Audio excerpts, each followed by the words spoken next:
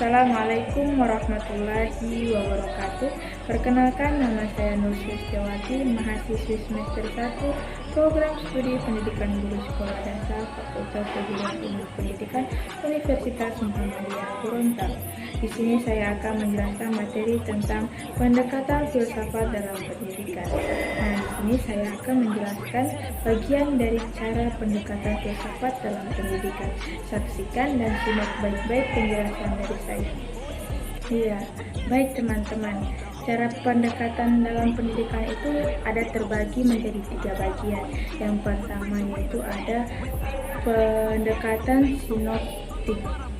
Nah, penjelasan dari pendekatan sinoptik itu yaitu sejarah pendidikan sebagai ilmu pendidikan histori, meneliti objeknya dan berusaha memberikan deskripsi peristiwa sejarah pendidikan secara individual. Di lain pihak, filsafat mendekati masalah pendidikan secara sinoptik atau komprehensif.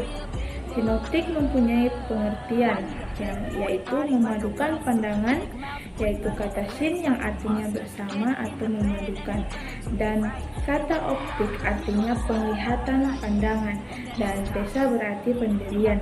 Jadi pengertian sinoptik adalah memadukan pandangan secara keseluruhan sehingga membentuk suatu sistem pemikiran tertentu. Bahasan selanjutnya yakni pendekatan normatif.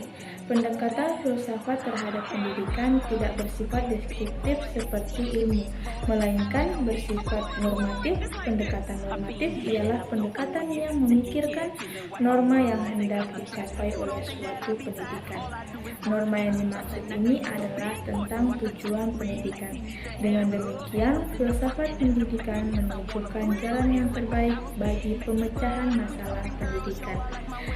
Dan yang ketiga ada pendekatan kritis radikal.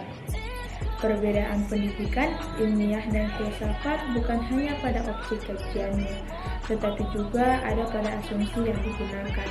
Pendekatan ilmiah selalu disadarkan pada satu atau beberapa asumsi dasar, yaitu basic assumption.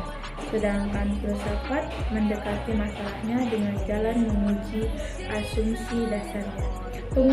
Pengujian dasar inilah yang disebut dengan kritis radikal. Sekian penjelasan materi saya tentang pendekatan filsafat dalam pendidikan. Lebih dan kurangnya saya mohon maaf. Wassalamualaikum warahmatullahi wabarakatuh.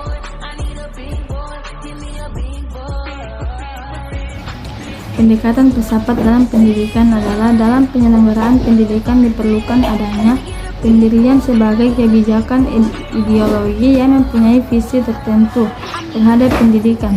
Kaitan dengan pendidikan secara bersamaan muncul permasalahan-permasalahan pendidikan yang perlu dicarikan pemecahannya.